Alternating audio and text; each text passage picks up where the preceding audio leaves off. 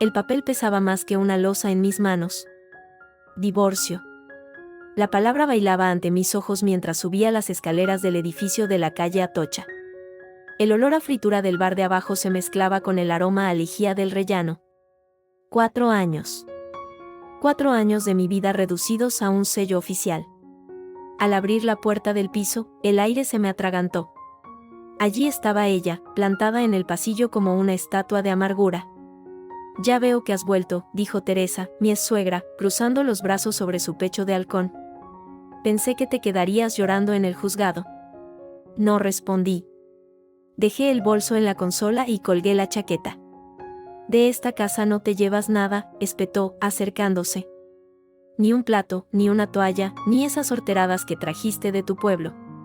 ¿Entendido? Mi pueblo. Carmona. Como si fuera un insulto. «Teresa, el piso está a nombre de los dos», dije, manteniendo la calma que ya empezaba a agrietarse. «A nombre de mi hijo», chilló, señalando con un dedo huesudo. «Tú solo pusiste 4 perras. Y ahora te largas con lo puesto, como llegaste». Algo se rompió dentro de mí. Una cuerda que había estado tirante demasiado tiempo. Miré a mi alrededor. El sofá donde Álvaro me ignoraba mirando el fútbol, la mesa donde Teresa criticaba cada plato que cocinaba, las fotos falsas de una familia feliz. «Tienes razón», dije, y mi voz sonó extrañamente serena. «Me voy con lo puesto. Y ustedes también». «¿Qué?», parpadeó, confundida.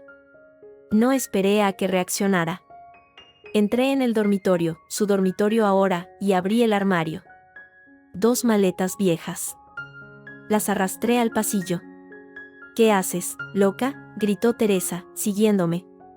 Abrí la maleta de Álvaro y empecé a arrojar camisas, trajes, zapatos.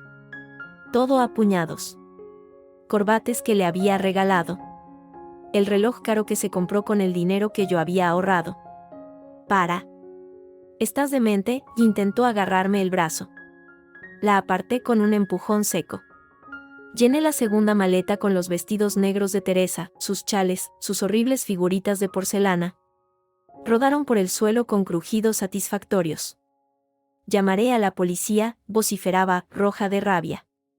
Las maletas, pesadísimas, las arrastré hasta el rellano. Subí al piso de arriba y toqué la puerta de Pepe, el portero. «Necesito ayuda para bajar esto», dije, sin dar explicaciones. Pepe, un hombre de 60 años con ojos tristes, asintió en silencio. Juntos bajamos las maletas al portal. Las empujé hasta la acera de la calle Atocha. Una tarde de martes, gente paseando, turistas con cámaras. «¿Esto es un robo?», Teresa había bajado, descalza. «Mi hijo te va a matar. Dile que venga a buscar sus cosas», dije, subiendo de nuevo. «Antes de que la basura las recoja». En el portal, vi a una vecina del tercero, Pepa, sacando la basura. Su móvil brillaba en su mano. «Grabando». Asintió para sí, casi imperceptiblemente. De vuelta en el piso, cerré la puerta con llave. Mi corazón latía como un tambor flamenco. Respiré hondo. El silencio era nuevo, inquietante. Hasta que 1 hora después, la llave giró en la cerradura. Álvaro entró, su traje gris arrugado, la corbata deshecha. «¿Qué coño has hecho?», rugió, su aliento oliendo a whisky barato. «Mis trajes están en la calle. La policía está abajo». «Perfecto», dije, recostándome en el sofá. «Pídeles que te ayuden a cargarlos». «Vas a pagar por esto», avanzó hacia mí, su cara contraída por el odio. «Te voy a denunciar por robo y daños. No tendrás un céntimo». «Denuncia», dije, levantándome. «Mientras tanto, esta es mi casa. Sal». «¿Tu casa?», soltó una risa amarga. «Ni en tus sueños, Camila. Este piso es mío. Y te vas ahora mismo». «No», dije, mirándole directamente a los ojos. «El juez dijo que el uso de la vivienda familiar queda para mí hasta la liquidación. Lee los papeles». Su mandíbula se tensó. Podía ver los cálculos detrás de sus ojos, la ira, el orgullo, el miedo a perder la fachada. «Tienes 1 hora para recoger tus mierdas de la calle», añadí. Después, llamo a la basura. Fingió retroceder, derrotado. Pero conocía esa mirada. Era la misma que ponía antes de una jugada sucia. Se acercó al perchero, fingiendo buscar algo. «Necesito mi chaqueta azul», murmuró. «En la acera», respondí. Pero él ya estaba en el dormitorio. Lo seguí. Abría cajones, revuelto. «¿Qué buscas?», pregunté, alerta. «Nada», dijo, pero sus manos temblaban ligeramente. De repente, sacó algo del bolsillo interior de una chaqueta colgada, un fajo de billetes. Los escondió rápidamente en su pantalón. «Mi dinero», gruñó. «El nuestro dinero», corregí. Se dio la vuelta para marcharse, pero al hacerlo, del bolsillo de la chaqueta cayó un pequeño papel doblado. Ninguno de los dos lo vio al principio. Él salió del dormitorio, maldiciendo.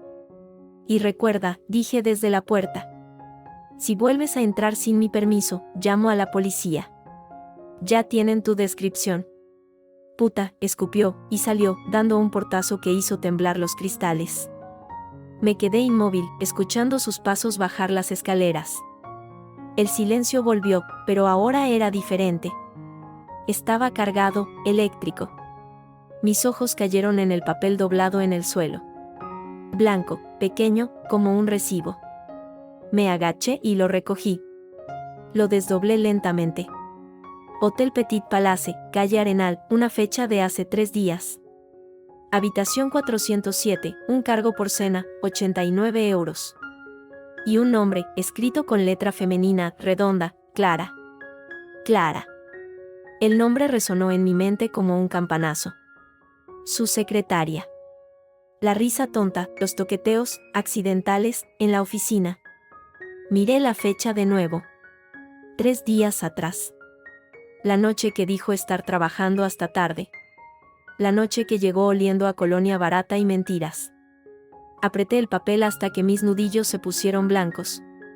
No eran solo las maletas. No era solo el piso. Era esto. La humillación sistemática, la traída y llevada como una tonta.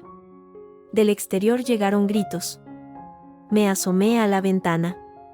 Álvaro y Teresa recogían ropa del suelo, bajo las miradas curiosas de los vecinos. Una camisa se la había llevado el viento hasta la alcantarilla.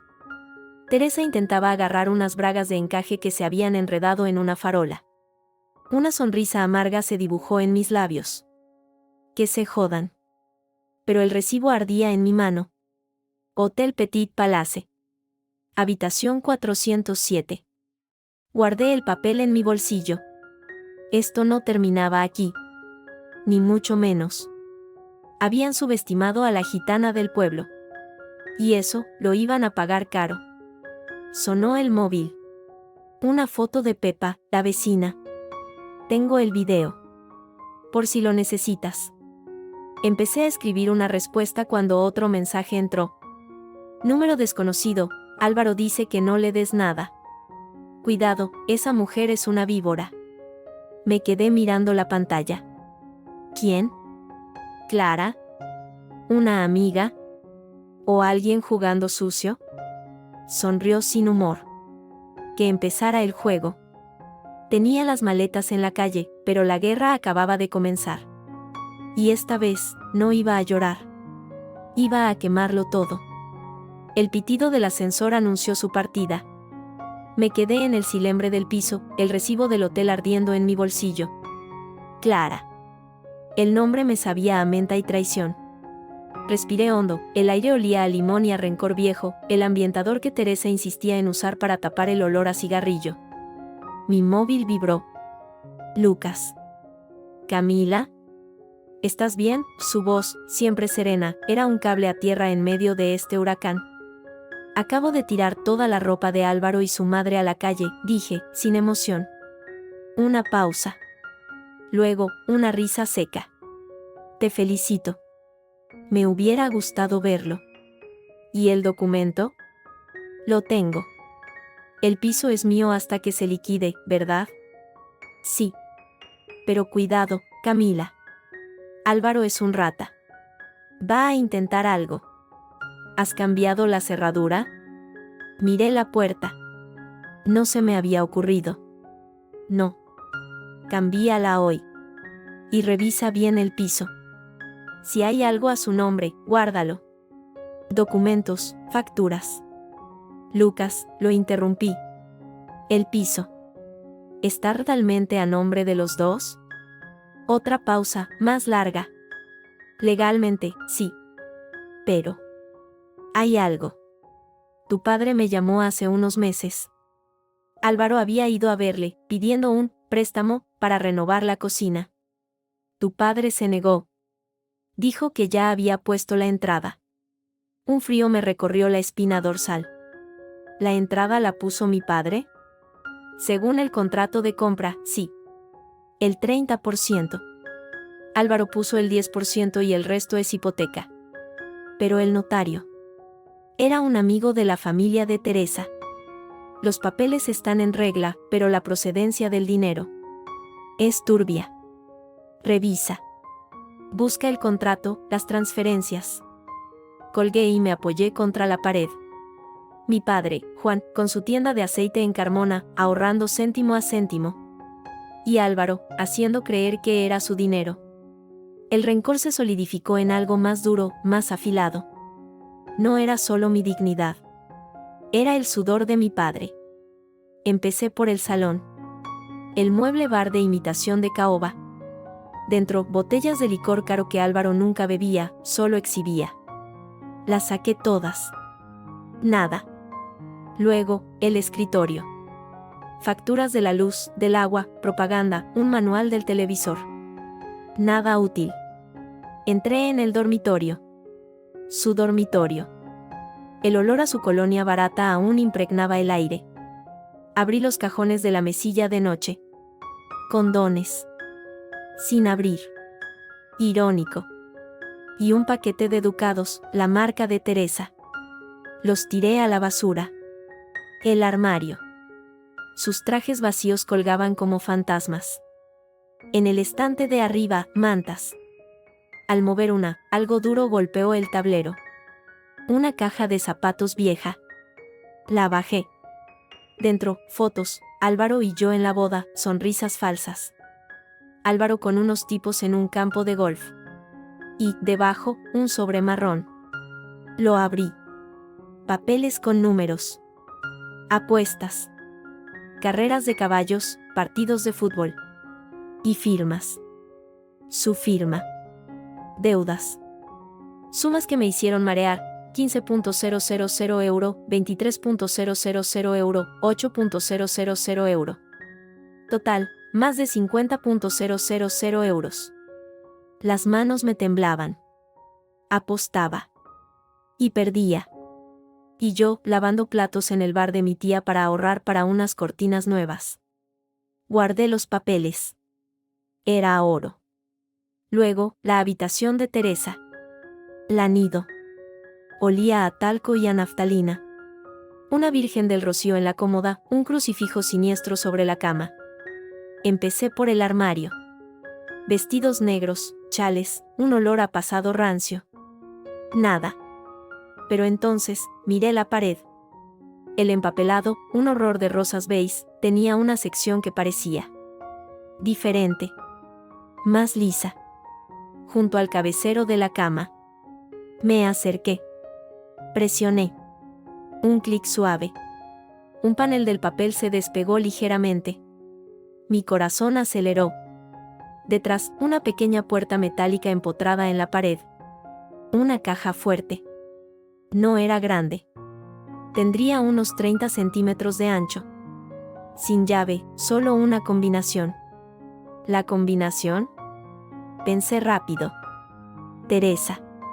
Su mundo giraba alrededor de dos fechas, el cumpleaños de Álvaro y el día de su santo. Probé el cumpleaños de Álvaro, 12 de mayo de 1985. 120.585, un clic, pero no se abrió. El día de su santo. Santa Teresa de Ávila, 15 de octubre. 15-10, 1950, su año de nacimiento. 151.050. Clac. La puerta se abrió suavemente. Dentro, no había joyas. Solo papeles. Ordenados, clasificados con la obsesión de una contable mezquina. El primer dossier, hipoteca. Lo abrí. El contrato del piso. Y, efectivamente, en los anexos, una transferencia bancaria de Juan Antonio Castillo, mi padre, por 45.000 euros. La fecha, 2 semanas antes de la compra. La firma de Álvaro, reconociendo el ingreso como ayuda familiar. No como préstamo. Como ayuda. Sin devolución. Apreté los dientes hasta que me dolió la mandíbula. El segundo dossier, préstamos. No eran de bancos. Eran pagarés. Firmados por Álvaro. A nombres que no conocía, F. Mendoza, M. El Gallego. Cantidades mayores. Intereses del 20%. Usureros. El tercero, una carpeta azul, Clínica de Exeus. Dentro, informes médicos. De Teresa. Y de Álvaro. Análisis de fertilidad. Fecha, hace 2 años. Diagnóstico, oligospermia severa. Probabilidad de concepción natural, prácticamente nula. El aire se me escapó de los pulmones. 2 años. Llevábamos 2 años intentando tener un hijo. Y él lo sabía. Me dejaba hacerme pruebas, sufrir, culparme. Mientras él sabía que el problema era suyo. La rabia era un volcán. Ciego, sordo, casi rompo los papeles. Pero debajo de todo, un sobre pequeño, cerrado con cera. Lo abrí. Una llave antigua, de las de dientes grandes. Y una nota, con la letra temblorosa de una anciana, para mi Camila. Cuando todo se derrumbe. La verdad está en el compás.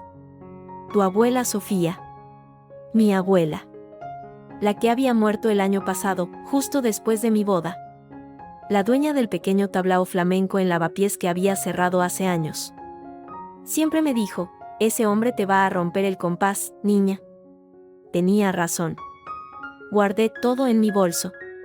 La caja fuerte quedó vacía, como un ataúd de secretos. De vuelta en el salón, llamé a Lucas.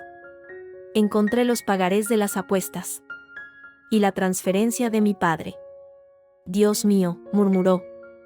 Eso es. Camila, eso es fraude. Si puso la entrada y no se reconoce como deuda, en la liquidación. ¿Puede que el piso sea mío? Pregunté, la esperanza, agria, en la garganta. Es complicado. Pero cambia las tornas.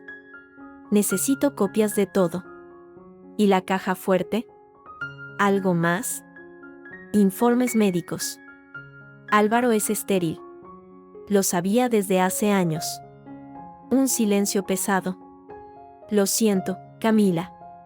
No, dije, seca. Es otra pieza. Ahora tengo que.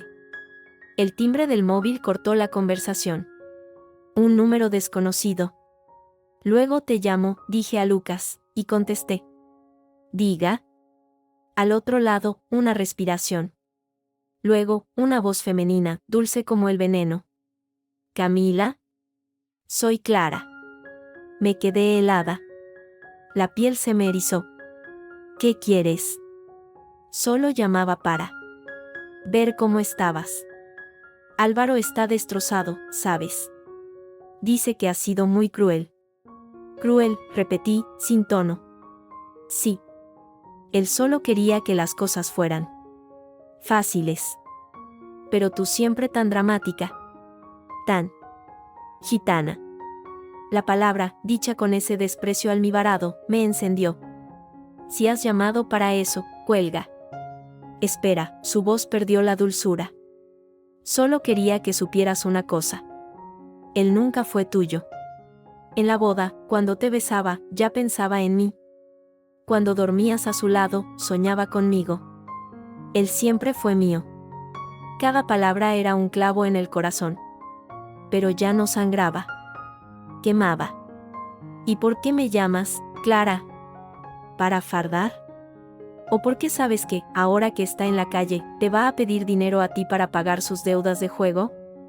Un pequeño jadeo al otro lado. Le había dado.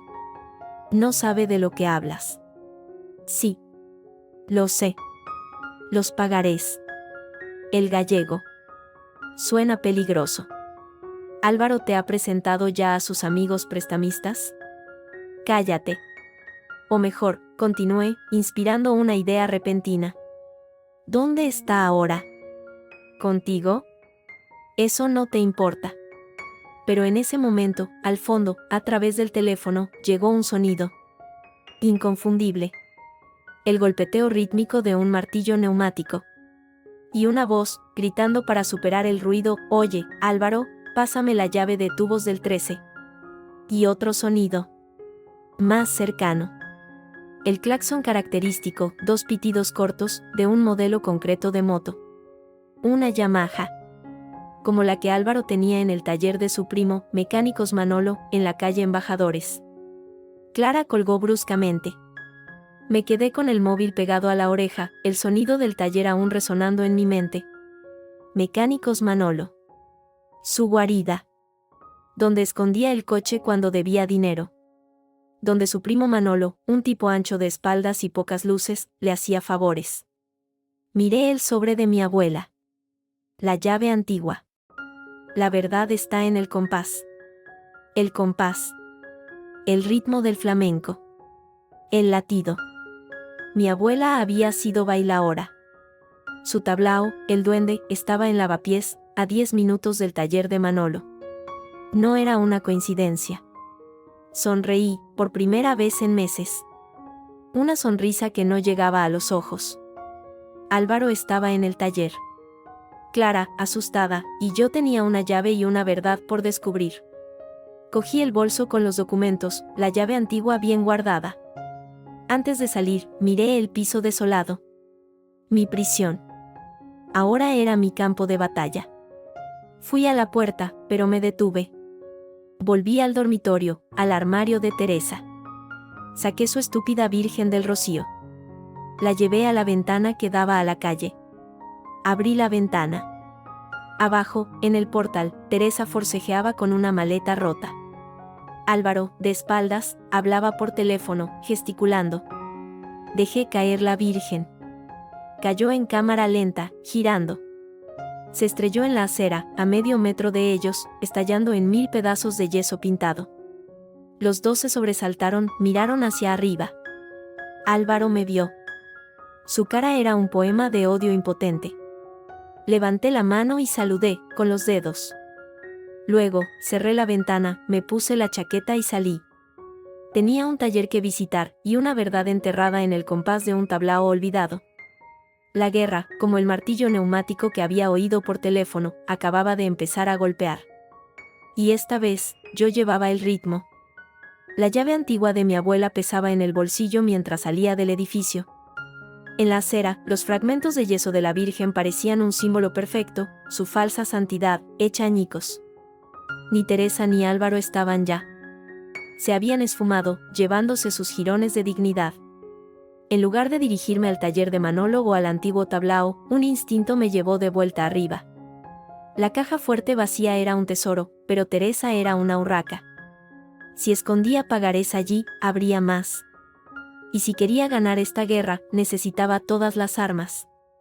Regresé al piso. El silencio era ahora un aliado. Fui directa a la habitación de Teresa y la registré con una meticulosidad que ella misma habría admirado. Desmonté el marco de la cama. Nada. Revisé los cajones de la cómoda, palpando el fondo en busca de falsos. Nada. Frustrada, me senté en el borde de su cama dura. Mis ojos recorrieron la habitación. Se posaron en su armario ropero, enorme y de un oscuro roble. Ya lo había revisado. O eso creía. Dentro, en el suelo, junto a sus incontables pares de zapatos prácticos y negros, había una caja de cartón. De zapatos de hombre. Eran demasiado grandes para sus pies. La saqué. En la tapa, escrito con rotulador ya desvaído, Álvaro, Primera Comunión. La abrí. No había zapatos. Había papeles. Y un pequeño libro de contabilidad de tapa negra, del tipo que se compra en una papelería de barrio. Lo abrí. No eran números de contabilidad. Era una lista. Fechas, cantidades, iniciales. 15/03, 3.000 euros, JM, El Corte Inglés. 22/04, 5.500 euros, transferencia a CC. Octubre de 05, 12.000 euros, venta reloj Rolex, subasta. Mi sangre se heló. CC Clara Cortés. Las iniciales coincidían. ¿Y las fechas?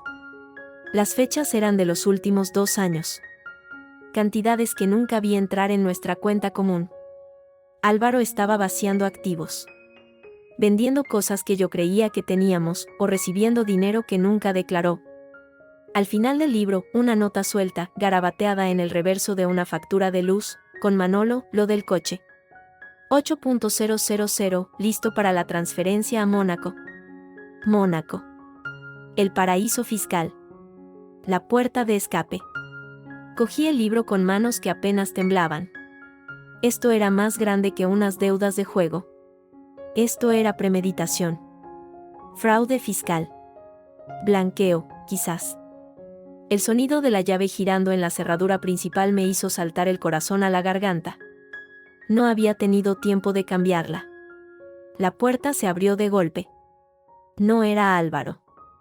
Era Teresa. Y detrás, un hombre grande, con la cabeza afeitada y una chaqueta de cuero que le quedaba pequeña en los hombros. Manolo. Su sobrino, el mecánico. ¿Ves?, chilló Teresa, señalándome con un dedo tembloroso de rabia. Está robando. Le dije que se quedaría a hurgar como una rata. Manolo entró con paso pesado. Su mirada no era inteligente, pero sí peligrosa, como la de un toro en un espacio pequeño. La niña tiene que darnos lo que ha cogido, dijo, su voz ronca por el tabaco. No he cogido nada que no sea mío, dije, poniéndome de pie, escondiendo el libro negro detrás de la espalda y deslizándolo sobre la cama. Mientes, Teresa se abalanzó hacia la habitación, sus ojos escudriñando.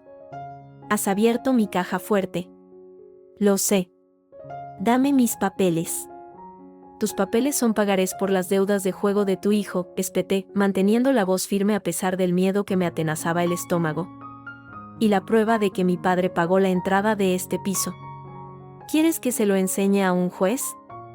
Su cara palideció por un instante, luego se enrojeció de furia. Esa transferencia fue un regalo. Tu padre quería ayudar a la familia de su yerno. En el contrato pone, ayuda familiar, no préstamo, mentí, improvisando, pero sonó convincente. Y sin contrato de devolución, en un divorcio por culpa de tu hijo. Es mío. Manolo avanzó un paso. Aburrida de historias. Dame el libro. ¿Qué libro? El negro. El de las cuentas. Álvaro me llamó. Dijo que su zorra de mujer podría haberlo encontrado. Y tiene cosas mías ahí dentro. Cosas mías. El dinero del coche. Los 8.000 euros. No está aquí, dije, retrocediendo hacia la puerta del baño, una salida sin salida. Teresa, con la agilidad de una huraña, se lanzó hacia la cama. Vio el libro negro donde lo había dejado. Aquí está, lo agarró. Instinto puro. Giré y corrí hacia el salón. No podía dejar que se lo llevaran. Era mi prueba. Mi salvación. Manolo fue más rápido. Me atrapó por el brazo con una mano como una tenaza. No tan rápido, gitana. El dolor fue agudo. La rabia, más. Me debatí. Con mi mano libre, agarré lo primero que encontré en la mesita auxiliar, una plancha fría, pesada. Suéltame. Dale, Manolo, enséñale, gritaba Teresa desde la puerta del dormitorio, ondeando el libro. Manolo me empujó contra la pared. El aire se me escapó. Vi sus ojos pequeños, llenos de una violencia estúpida. Levanté la plancha y se la lancé a la cabeza. Esquivó, pero la plancha golpeó el enorme jarrón de porcelana china que Teresa adoraba, y que siempre estaba en el aparador del salón. El sonido fue atronador. El jarrón estalló en 1000 pedazos que llovieron como esquirlas de cristal. Un grito agudo. No era mío. Manolo retrocedió, llevándose una mano a la cara. Un trozo largo y afilado de porcelana se le había clavado en la mejilla, justo debajo del ojo. La sangre brotaba entre sus dedos, oscura y rápida. Me ha jodido la cara, rugió, más sorprendido que furioso al principio. Teresa chillaba. En ese momento, los golpes en la pusión. Policía. Abraham. Mis vecinos. El ruido había sido demasiado. Manolo miró a Teresa, luego a la puña.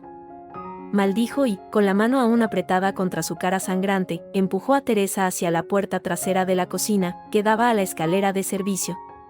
Vámonos. Teresa, pálida, me lanzó una mirada de odio puro, pero agarró el libro negro y siguió a su sobrino. La puerta de servicio se cerró de golpe. Yo me desplomé contra la pared, jadeando. El salón parecía una zona de guerra, porcelana rota, la plancha en el suelo, manchas de sangre. Los golpes en la pusión principal se intensificaron. Señora. Abra o forzaremos la entrada. Me arrastré hasta la puña y la abrí. 2 policías uniformados, un hombre y una mujer, me miraban con alerta. Detrás, asomándose, estaba Pepa, la vecina del tercero, con su móvil en la mano. ¿Qué ocurre aquí?, preguntó el policía, su mirada recorriendo el desastre. Ha habido una intrusión, dije, y mi voz sonó extrañamente calmada. Mi exsuegra y su sobrino entraron con llave y me agredieron. Se han ido por la escalera de servicio. La policía entró. La mujer se acercó a mí. ¿Está herida? No. Él se cortó con los restos del jarrón, cuando intenté defenderme. La agente asintió y habló por su radio, dando una descripción de Teresa y Manolo. El agente masculino se volvió hacia Pepa. ¿Usted es testigo? Pepa asintió con energía. Sí, oficial. Yo llamé. Oí los gritos, el estruendo. Y luego vi a esa señora Teresa y a ese matón salir corriendo por el patio interior. Llevaban algo en las manos. Le han robado algo, seguro. No era exactamente así, pero su testimonio me favorecía. ¿Qué se llevaron?, preguntó el policía. Un libro, dije. Un libro de cuentas personal. Con información privada. Es importante para el proceso de divorcio. Anotaron todo. Tomaron fotos de la escena, del jarrón roto, de las gotas de sangre en el suelo. Me pidieron mis datos y los de Álvaro. Presentaremos una denuncia por allanamiento y agresión, dijo la agente. Necesitará que un médico le haga un parte de lesiones, aunque sea solo por el shock. Intentaré hacerlo mañana, dije. Cuando se fueron, prometiendo patrullar por la zona, cerré la puña y apoyé la frente en la madera. El libro negro se había ido. Mi mejor prueba. Pepa aún estaba en el rellano. Camila, hija, ¿estás bien? Sí, Pepa. Gracias. Gracias por llamar. No es nada. Esa bruja y ese bruto. Toda la vecindad está harta. Oye, por cierto. Bajó la voz. Tengo el video de cuando tiraste las maletas. Y he oído cosas. Por la ventana. Hablan mal de ti. Dicen que vas a acabar en la calle. Ya lo estoy, dije, con una amargura que me sorprendió. Pero no sin pelear. Pues pelea, niña. Y si necesitas algo. Me guiñó un ojo. Mi sobrino es cerrajero. Te cambiará la cerradura en media hora y sin factura, si me haces caso. Acepté. Media hora después, un chico joven cambiaba toda la cerradura por una nueva de alta seguridad. Por fin, una barrera física. La noche cayó sobre Madrid. El piso, ahora silencioso y con las heridas del día a la vista, me pareció por primera vez un lugar extraño. Una cárcel vacía. No podía dormir. Recurrí la escena una y otra vez. La sangre de Manolo. El libro negro en manos de Teresa. ¿Qué harían con él? ¿Destruirlo? ¿Usarlo contra mí? Me senté en el salón, con las luces apagadas, mirando la calle Atocha a través de la ventana. El tráfico había menguado. Un gato cruzó la calle. Entonces, un olor agudo, químico, a gasolina. Me puse en alerta. El olor se hizo más fuerte. Venía de la puña. Me acerqué sigilosamente. Por la mirilla, no vi nada. Pero el olor era inconfundible. Un sonido. Un roce. Un clic. Y luego, el crepitar. Fuego. Llamas anaranjadas y hambrientas comenzaron a lamer la parte inferior de la puña de madera, esparciéndose rápidamente por el felpudo. El humo, espeso y negro, empezó a colarse por el hueco. El pánico quiso paralizarme. Pero algo más fuerte surgió. Una fría determinación. Corrí a la cocina. Bajo el fregadero, había un extintor pequeño. Lo compré después de un susto con la freidora. Nunca pensé que lo usaría así. Lo cogí, quité el pasador y apunté a la base de la puña. Apreté la palanca. Una nube blanca de polvo químico sofocó las llamas con un silbido y un crepitar furioso. El fuego luchó, pero el extintor era eficaz. En menos de un minuto, solo quedaba una mancha negra y humeante en la madera chamuscada, y un olor horrible a quemado. Jadeando, me apoyé contra la pared opuesta. El humo me hacía toser. Miré la puña destruida. Había sido intencionado. Querían asustarme. O algo peor. Con cuidado, me asomé por la mirilla. El pasillo estaba vacío. Pero en la lejanía, al final del corredor que llevaba a las escaleras, oí un portazo. Y luego, el sonido de la calle. No pasos. El ronroneo de un motor de moto que se ponía en marcha y se alejaba rápidamente.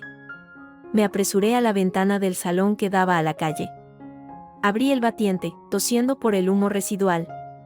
Abajo, en la calle Atocha casi vacía, una motocicleta daba la vuelta en una curva cerrada y aceleraba hacia la glorieta de Tirso de Molina. Una moto grande, oscura. Y en la parte trasera, bajo la luz tenue de una farola, pude distinguir un adhesivo. Un logotipo circular, familiar.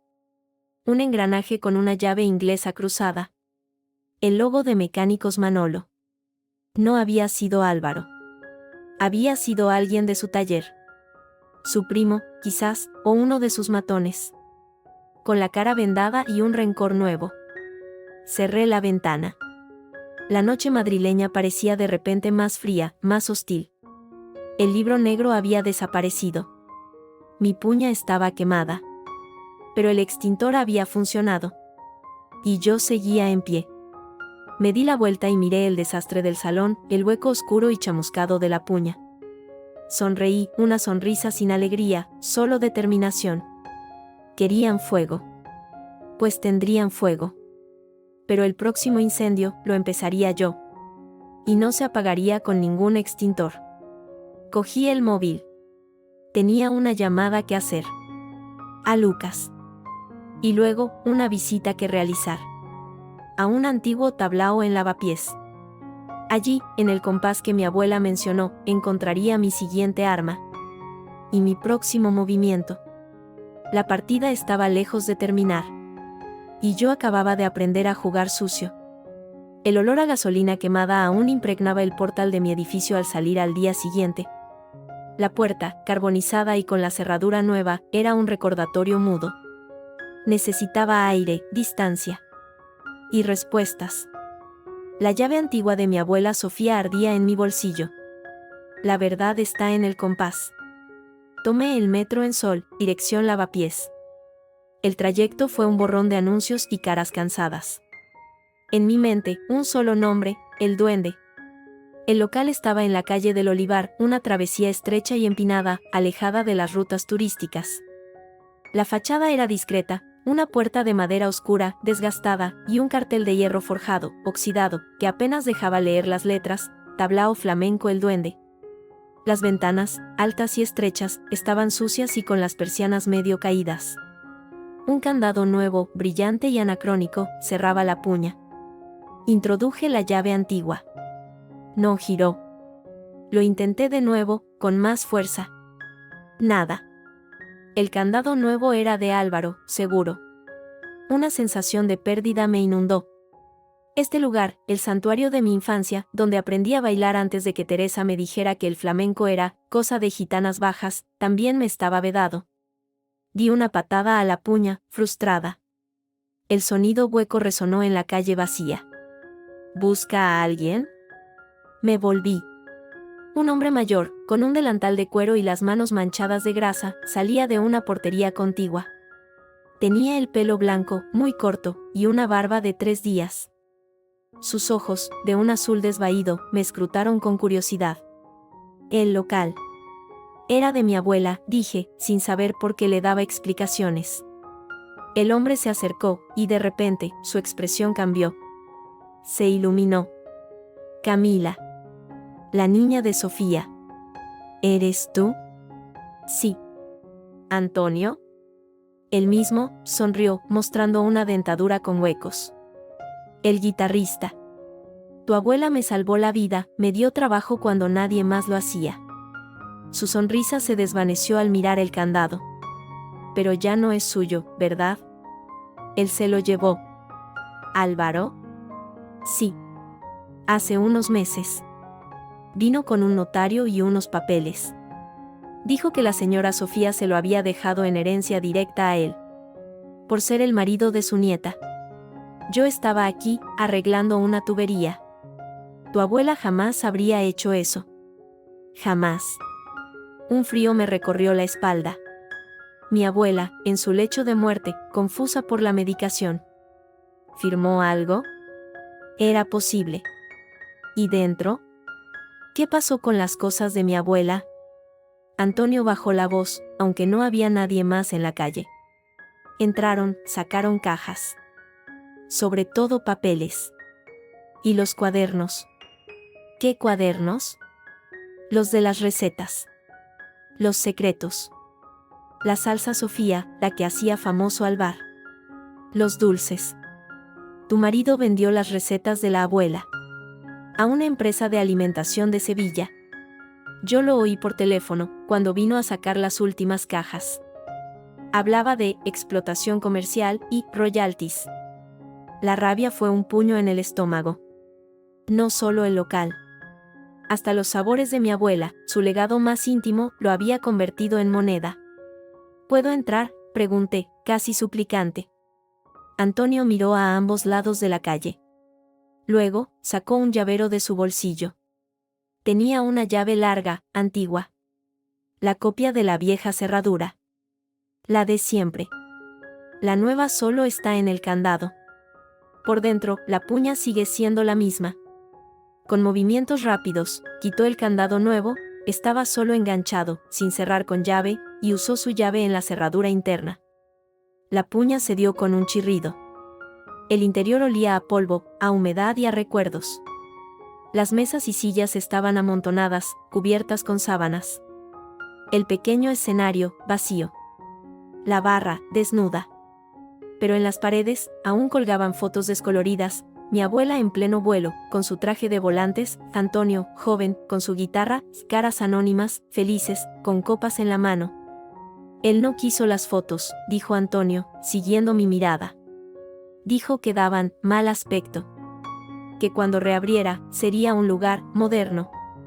¿Reabrir? Él. Eso dijo. Un bar de tapas, gourmet, con el nombre de las recetas de tu abuela. Fusión, le llamaba. Sentí náuseas. Fusión. Fusión de su avaricia con nuestra historia. Tengo que recuperarlo, Antonio. Lo sé, niña. Pero ten cuidado. Ese hombre tiene conexiones.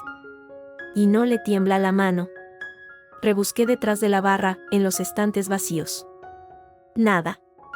En la pequeña cocina, solo electrodomésticos viejos y oxidados. Subí las escaleras estrechas que llevaban a una diminuta oficina. Un escritorio vacío, un archivador abierto y forrado de telarañas. Estaba a punto de rendirme cuando mis ojos se fijaron en el suelo de madera. Una tabla parecía más clara, menos gastada que las demás. Me arrodillé y presioné el borde. La tabla se levantó ligeramente. Debajo, un hueco pequeño. Y dentro, un fajo de papeles atados con una cinta. Eran documentos de propiedad. El título original del local, a nombre de Sofía Castillo. Y una escritura de donación, en blanco, sin firmar. Mi abuela nunca la completó. También había una carta, escrita con su letra temblorosa de los últimos días.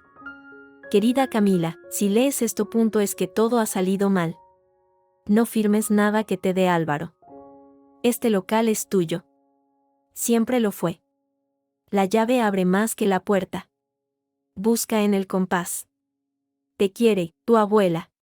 Apreté los papeles contra mi pecho. Tenía el título. Pero si Álvaro tenía una escritura firmada, falsificada, y la había registrado, la batalla sería dura. Bajé las escaleras con el tesoro en las manos. Antonio sonrió al verme. ¿Lo encontraste? Sí. Gracias, Antonio. No me des las gracias aún. Hay más. En el sótano. Donde guardaba las botellas y los ingredientes. Pero está cerrado con cadena. Y no tengo esa llave. El sótano. Nunca me habían dejado bajar de pequeña. Es peligroso, decía mi abuela. Ya volveré, dije, decidida. Salimos y Antonio volvió a colocar el candado nuevo, para que no se notara. Me dio su número. Llámame cuando quieras bajar. Yo te ayudo. Al salir a la calle, la luz del día me dio en la cara. Sentí un atisbo de esperanza. Tenía el título. Tenía un aliado. Esa esperanza duró exactamente hasta que llegué a la puña de mi casa. 2 hombres con traje gris y expresión severa esperaban en el rellano, junto a un agente de la Policía Nacional. ¿Camila Castillo?, preguntó uno, mostrando una placa. Inspectores de Hacienda. Tenemos una orden de inspección. Hemos recibido una denuncia anónima por presunta comisión de delitos fiscales. ¿Qué?, fue lo único que atiné a decir. Debemos revisar sus documentos, cuentas bancarias y facturas de los últimos 5 años. Tenemos una orden judicial, dijo el otro, mostrando un papel con sellos. Es mi exmarido, dije, con la voz ronca. Es una represalia. Puede ser, señora. Pero la denuncia está firmada y presenta evidencias. Debemos proceder. ¿Podemos pasar? No tenía elección. Durante 3 horas, registraron el piso. Revisaron mis facturas, las pocas que tenía a mi nombre, mis extractos bancarios, cuentas con saldos mínimos. Yo solo tenía mis ahorros de siempre, limpios como el cristal. Hasta que uno de ellos, en la habitación de Teresa, que yo usaba ahora como trastero, encontró una carpeta dentro de una caja de zapatos. Mi caja de zapatos, donde guardaba mis cosas personales. ¿Esto es suyo?, preguntó, sacando unos papeles. Eran impresos de declaraciones de la renta de los últimos 3 años. Con mi nombre y mi DNI. Y con ingresos declarados altísimos, por servicios de consultoría, de una empresa que no conocía. Firmadas. Con una firma que parecía la mía, pero torpe, falsa. Yo no he firmado esto, dije, helada. Esa no es mi firma. Según esto, tiene usted un patrimonio no declarado de más de 200.000 euros, dijo el inspector, sin inmutarse. Y ha defraudado a Hacienda. Esto es muy grave, señora Castillo. Son falsos. Álvaro los ha falsificado. Él tenía acceso a mis documentos. Tendrá que demostrarlo. Y mientras, hemos de congelar sus cuentas y embargar bienes por el monto defraudado, más intereses y multas. ¿Embargar? ¿Qué bienes? Si no tengo nada. Este piso, por ejemplo, figura en el embargo preventivo, dijo el otro inspector, consultando su tablet. Y un local comercial en la calle del Olivar. El duende. Me desplomé en una silla. El juego era sucio. Muy sucio. Álvaro no solo quería el piso y el local. Quería arruinarme, hundirme en la miseria y en la prisión por fraude fiscal. Tiene 10 días para presentar alegaciones y pruebas de su inocencia ante el juzgado de lo penal, dijo el primer inspector, recogiendo los papeles falsos. Le aconsejo que contrate un buen abogado. Y no intente salir del país. Se marcharon dejando un silencio espeso y venenoso. El piso, mi refugio precario, ya no era seguro. Mi nombre, manchado. Mi herencia, amenazada. Miré por la ventana. El cielo sobre Madrid se estaba nublando, amenazando tormenta. Sonreí, sin alegría. Era la guerra total. Pues que así fuera. Descolgué el teléfono y marqué el número de Lucas. Luego, el de Antonio. Antonio, necesito entrar en el sótano. Esta noche. Álvaro quería jugar con fuego y con papeles. Yo jugaría con la verdad, enterrada bajo tierra y polvo. Y con el recuerdo de una bailaora que jamás se dejó pisotear. La tormenta, al fin, iba a estallar. Y yo no pensaba esconderme.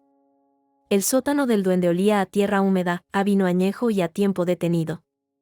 La linterna de Antonio cortaba la oscuridad como un cuchillo, revelando estanterías vacías, botellas rotas y sacos de harina aguzanados. El aire era tan denso que se podía cortar. «Ten cuidado, niña», susurró Antonio, su voz resonando en el espacio bajo. «El suelo es irregular». Avanzamos entre telarañas que colgaban como cortinas fantasmales. Mi corazón latía al ritmo de nuestros pasos. «Busca en el compás», decía la carta. El compás. El ritmo. Mi mente repasaba los patrones del flamenco, la seguidilla, lenta y dramática, la alegría, rápida y brillante. Mi abuela solía marcar el compás con el tacón. Tac. Tac, tac, tac. Comencé a caminar, marcando un ritmo lento con los pies. Tac. Tac. Tac, tac, tac. Antonio me miraba, confundido, pero no dijo nada. Recorrí el perímetro del sótano, escuchando el sonido de mis pasos. Hasta que, en un rincón tras una pila de barriles vacíos, el sonido cambió. Menos hueco. Más sólido. Aquí, llamé. Apartamos los barriles con esfuerzo. Debajo, oculta por una estera de esparto podrida, había una trampilla de madera, reforzada con herrajes oxidados. No tenía cerradura, solo un gozne pesado. La levantamos entre los dos, con un chirrido que hizo que se me erizara el vello de los brazos. Debajo, una escalera estrecha de piedra descendía a una oscuridad aún más profunda. Un olor diferente subió, especias, vinagre y algo más. Papel viejo. Dios mío, murmuró Antonio. El verdadero secreto. Bajé primero. La escalera daba a una cámara diminuta, no más grande que un armario. En las paredes, estantes de ladrillo. Y en ellos, no oro ni joyas, sino cuadernos. Docenas de ellos, encuadernados en piel o tela, con etiquetas escritas con la pulcra caligrafía de mi abuela: salsa Sofía, versión maestra, gazpacho extremeño, dulces de almendra, remedios. Pero en el centro de la pequeña mesa de madera, iluminado por un rayo de luz que se filtraba por no se sabía dónde, había un cuaderno diferente. Más grueso, con la tapa de cuero negro. Lo abrí con manos temblorosas. No eran recetas. Eran páginas de un diario. El diario de mi abuela. Las primeras páginas hablaban de su juventud, de los tablaos, del amor por mi abuelo, un guitarrista del que nunca supe mucho. Luego, la escritura se volvía más angulosa, más urgente. 12 de marzo de 1998. Hoy ha vuelto a suceder. He tenido que decir que me caí por las escaleras. La vecina del tercero me miró con lástima. Lo sabe. Todo el barrio lo sabe. Pero nadie hace nada. Él es un hombre respetable. Y yo, solo una bailaora. Mi sangre se heló. Mi abuelo. Ella nunca habló de eso. Pasé páginas. Años de entradas esporádicas, de moretones escondidos, de promesas rotas. Hasta que llegué a una sección marcada con una cinta negra. 15 de junio de 2005. Hoy ha venido la hija de mi vecina, Lola. Tiene un ojo morado. Su marido, otro, respetable. Le dije que debía denunciar. Me miró con miedo y dijo: ¿y si me quita a los niños? Le di el número de una abogada que ayudó a una amiga. Dios, que tenga más valor que yo. Y luego, la última entrada, fechada solo unas semanas antes de su muerte. He reunido todas las pruebas. Los partes médicos, las fotos que le saqué a escondidas, las declaraciones de las vecinas que ya no tienen miedo. Mi Camila está atrapada con uno de ellos. Con un Mendoza. La misma sangre. Lo veo en sus ojos, en la forma en que la menosprecia. No puedo irme sin intentar algo. He enviado copias a mi abogado, Luis. El original está aquí, con mis recetas. Para que, si alguna vez mi niña necesita saber que no está sola, sepa que esta violencia es vieja. Y que se puede parar. Pero hay que luchar. Con uñas, con dientes, con salsa picante en los ojos si hace falta. Entre las últimas páginas, encontré un sobre grueso. Dentro, fotos viejas y borrosas que no quise mirar detenidamente, partes médicos del ambulatorio y una copia de una denuncia formal presentada ante el juzgado de guardia. Contra mi abuelo. Por malos tratos. Fechada en 2006. Fue retirada. Por reconciliación familiar. Mi abuela no solo me había dejado recetas. Me había dejado un legado de resistencia. Y la prueba de que la enfermedad de los Mendoza no empezaba con Álvaro. Cerré el cuaderno, lo abracé contra mi pecho. El dolor era agudo, pero también liberador. No estaba loca. No era exagerada. Era la siguiente en la línea, y tenía el deber de romperla. Tenemos que irnos, dijo Antonio, inquieto. Es muy tarde. Subimos, cerramos la trampilla y volvimos a colocar los barriles. Salimos a la calle del Olivar, donde la noche era fría y silenciosa. Me llevé el cuaderno negro y el sobre. Esto cambia todo, Antonio, dije, mis palabras formando nubes de vaho en el aire. Sí, niña. Pero ten cuidado. Esta verdad es peligrosa. Me dio un abrazo rápido, de esos que dan los hombres de su generación, torpes pero sinceros, y se marchó. Caminé de vuelta a casa, sumida en mis pensamientos. No me di cuenta de que alguien me seguía hasta que estuve a una manzana del portal. Pasos rápidos, pesados, no disimulados. Me volví. Dos siluetas grandes, con capuchas, cerraban la distancia. Corrí. Mis pulmones ardían. Oí sus pasos acelerándose detrás de mí. Giré por la calle del Ave María, más transitada. Una pareja joven iba delante. Grité. Ayuda, por favor. La pareja se volvió, sorprendida, pero los hombres con capuchas ya estaban sobre mí. Uno me agarró del brazo con fuerza brutal. El otro intentó arrebatarme el bolso, donde llevaba el cuaderno. Suéltenla, gritó el chico de la pareja, avanzando. No te metas, niño, gruñó el que me sujetaba. Su voz era ronca. Familiar. Forcejeé. Con la mano libre, clavé las uñas en el brazo que me agarraba. Él soltó un juramento y su compañero me dio un tirón brutal del bolso. La correa se rompió. El bolso cayó al suelo, y con él, el cuaderno negro salió deslizándose. El cuaderno, y grité, agachándome a cogerlo. El hombre me dio una patada en el costado que me hizo caer de rodillas, sin aliento. Él recogió el cuaderno. Esto es lo que busca el jefe, dijo al otro. En ese momento, de la esquina, aparecieron 3 hombres más. Pero no eran de los nuestros. Eran mayores, con chaquetas de cuero y pañuelos en el cuello. Y a la cabeza, Antonio. Suéltala, alimaña, rugió Antonio. Los hombres que lo acompañaban tenían caras duras, de barrio. Uno llevaba una llave inglesa en la mano. Los capuchas vacilaron. No esperaban resistencia. Esto no es asunto vuestro, viejos, espetó el que tenía el cuaderno. Lo es si tocan a una de los nuestros, dijo uno de los amigos de Antonio, un tipo ancho como un armario. Suelta el libro y vete. Se produjo un tenso silencio. Los 2 capuchas miraron a los 5 hombres que les cerraban el paso. Eran más, y no tenían pinta de dejarse intimidar. Esto no se queda así, masculló el que me había golpeado. Dejó caer el cuaderno al suelo y, con una última mirada de odio, ambos echaron a correr calle abajo, perdiéndose en la oscuridad. Antonio se acercó rápidamente y me ayudó a levantarme. ¿Estás bien, Camila?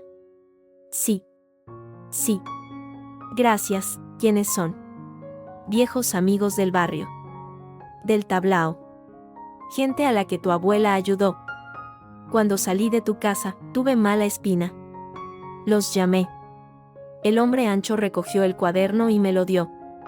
Guárdalo bien, hija. Parece importante. Lo es, dije, abrazándolo de nuevo. Aquella noche, en mi piso, con la puña todavía chamuscada, no pude dormir. El costado me dolía con cada respiración. Había llamado a Lucas, le había contado lo del cuaderno, de la denuncia de mi abuela. Estaba eufórico. Es la pieza que necesitábamos, Camila. Muestra un patrón, un historial familiar de violencia y encubrimiento. Un juez no puede ignorarlo. Y junto con los informes médicos falsificados y la denuncia anónima a Hacienda, podemos argumentar una campaña de acoso y desprestigio. Esto cambia la estrategia. Mientras hablaba, revisaba el cuaderno de recetas. En el lomo del de la salsa Sofía, noté un pequeño bulto. Con cuidado, rasgué el forro interior. Dentro, un pequeño frasco de cristal, con un líquido rojo oscuro y espeso. Y una nota, para defensa personal. Una gota en los ojos ciega. 2. Incapacita, no usar sin necesidad. Pero si es necesaria, no dudar. Sofía. Mi abuela, la bailaora, tenía un frasco de gas pimienta casero, extraído de sus propios chiles. Sonreí, con lágrimas en los ojos. La guardé en mi bolsillo. Al día siguiente, fui al centro de lavapiés a comprar un móvil nuevo, el mío se había roto en la caída, y a una tienda de deportes, donde compré un pequeño spray de defensa legal. Por si acaso. La tarde la pasé en el Duende con Antonio y un cerrajero de confianza, cambiando todas las cerraduras y poniendo rejas en la ventana del sótano. Mientras trabajaban, sonó mi teléfono nuevo. Era un número de la cárcel de Alcalá Meco. Era Álvaro. ¿Recibiste mi regalo, Camila? Su voz era un hilo venenoso, forzando la calma. Los inspectores de Hacienda. Es solo el principio. Tu abuelo también golpeaba a tu abuela, ¿lo sabías?, dije, sin preámbulos. Un silencio absoluto. Luego, una risa forzada, nerviosa. ¿Qué estás diciendo? Que la mierda viene de familia, Álvaro. Tengo la denuncia. Tengo los partes médicos. Voy a ponerlo todo en conocimiento del juez.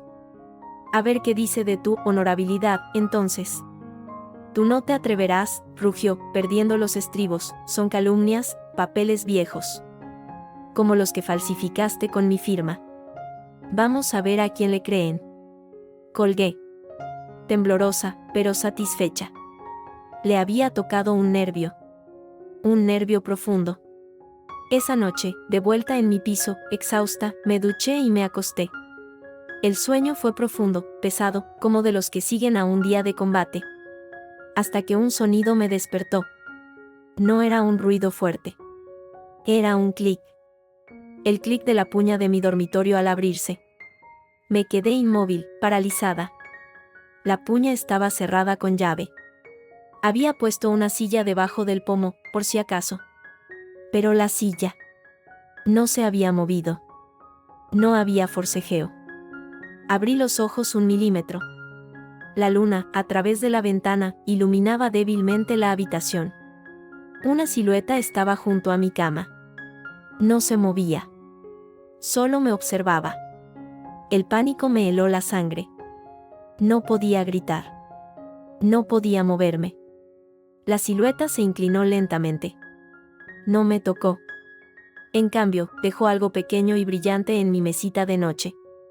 Luego, se dio la vuelta y salió de la habitación con pasos silenciosos. Oí el clic de la puña al cerrarse. Pasaron minutos eternos antes de que me atreviera a encender la luz, con el corazón a punto de estallar. En la mesita, brillando bajo la lámpara, había un pendiente. Largo, de plata, con una piedra azul pequeña. Muy elegante. Muy caro. Lo reconocí al instante. Era de Clara. Se lo había visto puesto en la única cena familiar a la que vino, cuando aún era la secretaria. No había sido un robo. No había sido un ataque. Había sido un mensaje. Un recordatorio. Podemos entrar cuando queramos. Podemos llegar hasta tu cama. Y ella está con nosotros. Cogí el pendiente con dedos temblorosos. La piedra azul era fría.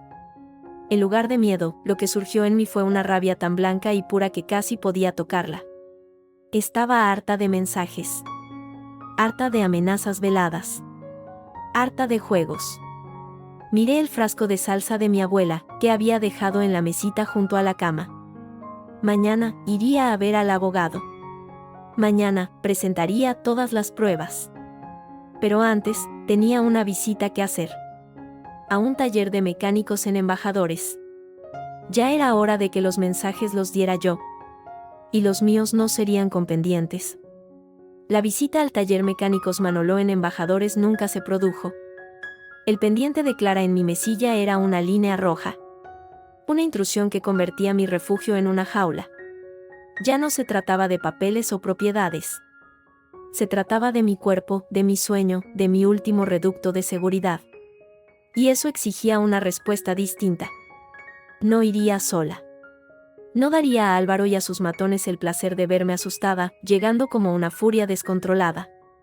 Enviaría a la ley. Llamé a la policía. Esta vez no a los uniformados que atendían una pelea vecinal. Pedí hablar con el inspector que llevaba el caso de la tentativa de homicidio por el incendio de mi puerta. El inspector Esteban, un hombre seco y con ojos de hurón, tomó declaración sobre el allanamiento y la amenaza implícita del pendiente. Sin pruebas de quién entró. Es difícil, dijo, mirando el pendiente con pinzas. Podría decir que lo perdió en una visita anterior. Nunca ha estado en este piso, afirmé. Y la cerradura es nueva. Solo Álvaro y su gente tienen interés en intimidarme. Lo anotaremos. Y aumentaremos las patrullas por la zona. Pero, señora Castillo, hizo una pausa, eligiendo las palabras. Estos casos, de violencia doméstica ampliada, son complicados. Hasta que no haya una agresión física clara o una amenaza directa y probada. Como un intento de incendio, puntualicé, fría. Estamos investigando. El taller de su excuñado es un punto de interés. Pero necesitamos más. Sabía que tenía razón. Y sabía que esperar a que pasara algo más podía ser fatal. Tenía que atacar yo. Pero con inteligencia. Con la ley de mi lado. Fue Lucas quien encontró la pieza siguiente. Llamó a media mañana, su voz contenía una excitación rara en él. Camila, necesito que vengas a mi despacho. He recibido algo del investigador privado que contraté para rastrear las finanzas de Álvaro. No es bueno. Es peor. Media hora después estaba en su oficina, frente a un monitor. Lucas mostraba transferencias bancarias, extractos, facturas falsas.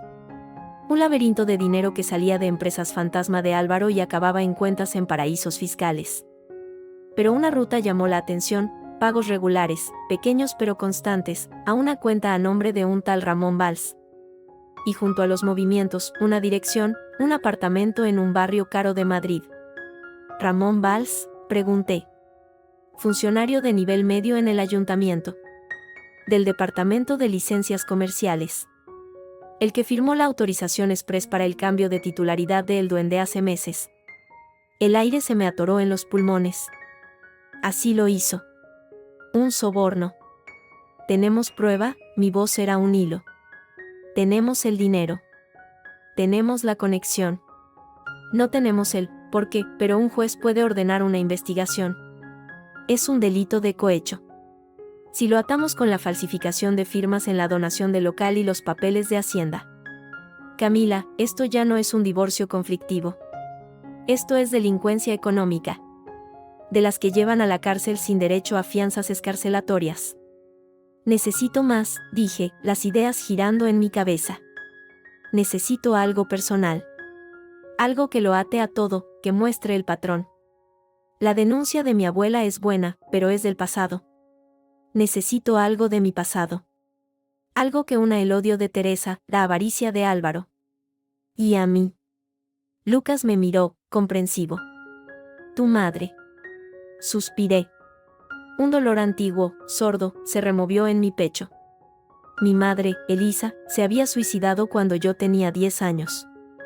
Una sobredosis de pastillas. Un dolor del que nunca se habló. Teresa siempre dijo que era débil, inestable. Mi padre se hundió en el silencio. En el piso, musité.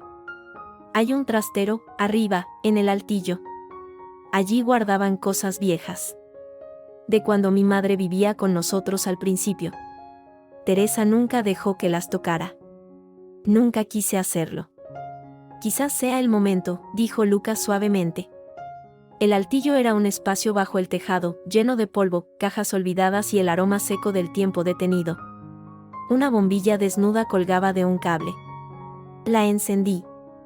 Había cajas con mis juguetes de la infancia, libros viejos, ropa de bebé. Y en un rincón, apartada, una caja de cartón más pequeña, forrada con un papel floral descolorido. Mi nombre, escrito con la letra temblorosa de mi madre, para Camila. Las manos me temblaron al abrirla. No había joyas, ni cartas de amor. Solo un diario con tapas de tela estampada, ya deshilachadas. Y unas cuantas fotos. Abrí el diario por la primera página. La letra de mi madre era redonda, infantil, llena de bucles. 15 de junio de 1995. Hoy conocí a Juan. Es bueno. Me hace reír. Mamá, Teresa, dice que no es suficiente, que es un tendero sin futuro. Pero a mí me gusta. Sus manos son grandes y callosas, pero son suaves cuando me tocan la cara. Seguí leyendo. La historia de amor con mi padre, dulce y tímida.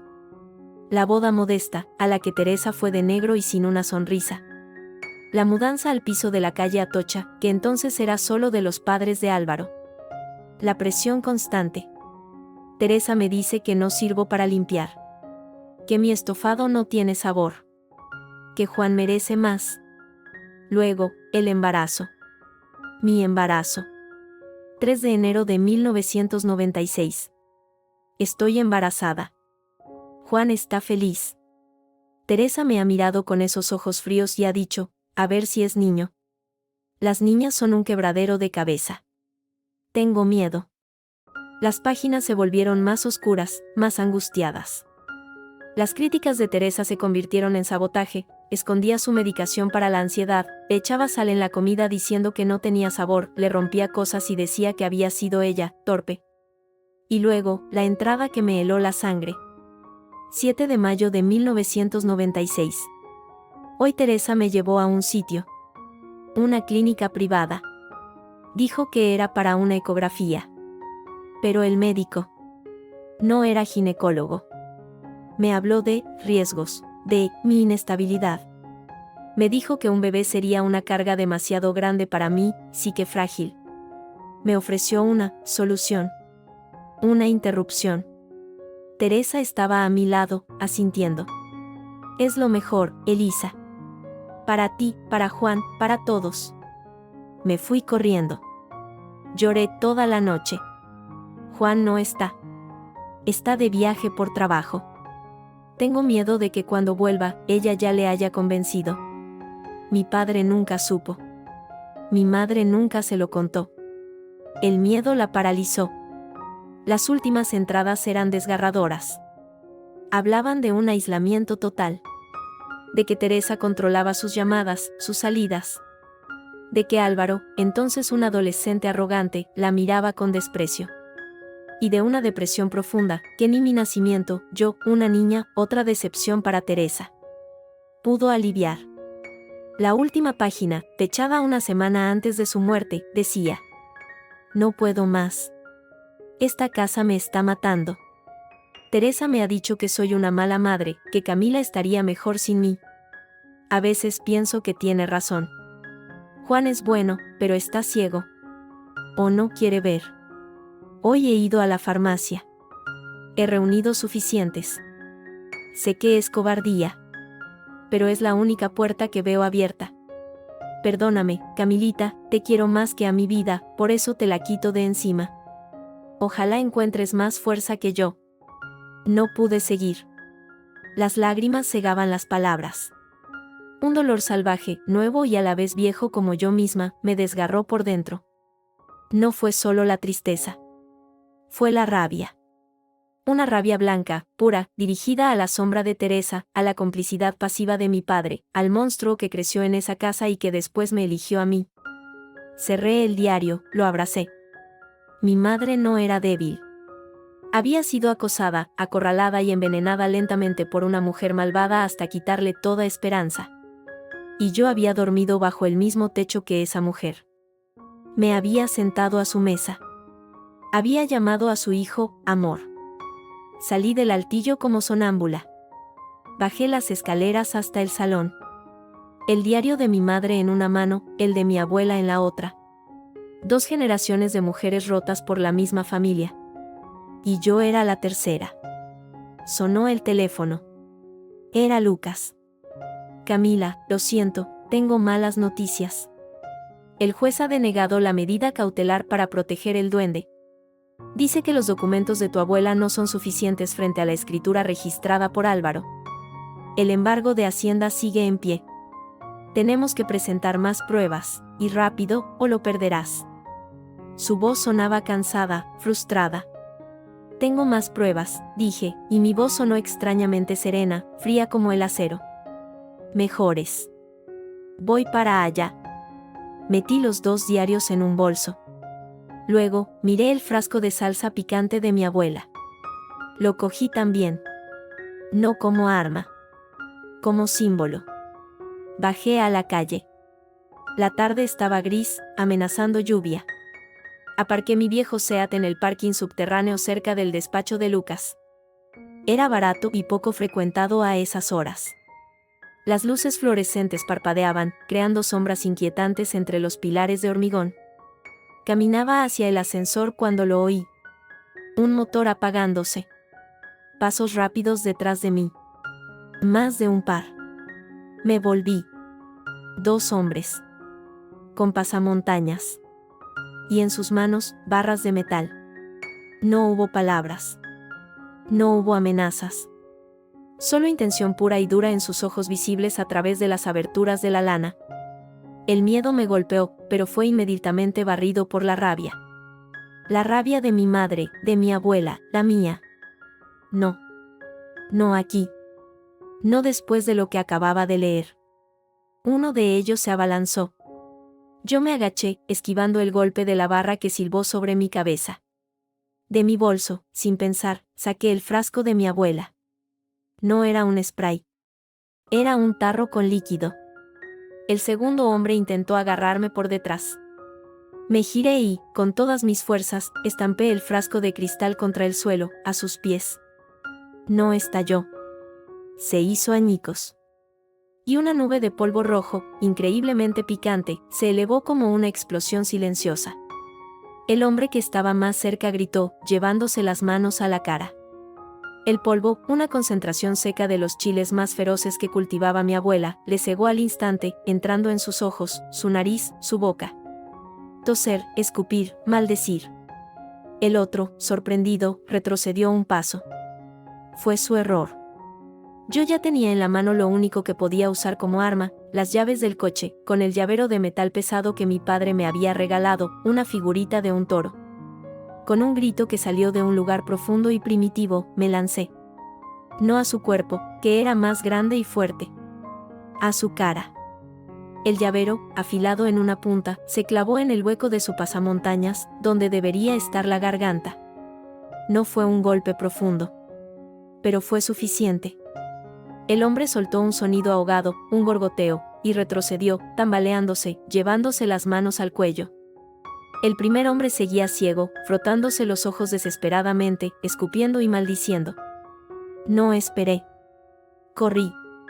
No hacia el ascensor, sino hacia la rampa de salida, gritando con toda la fuerza de mis pulmones. ¡Socorro! ¡Auxilio! Mis gritos resonaron en el eco del parking. Oí portazos, pasos que se acercaban. Un guardia de seguridad de un edificio contiguo apareció en la boca de la rampa, con su porra en la mano. Allí, señalé, sin dejar de correr, me han atacado. El guardia, un hombre mayor pero corpulento, pasó a mi lado y se enfrentó a los 2 atacantes. Uno seguía ciego e indefenso. El otro, con el cuello sangrando, intentaba huir, pero tropezaba. Todo fue rápido después de eso. Llegó la policía. Ambulancias. Declaraciones.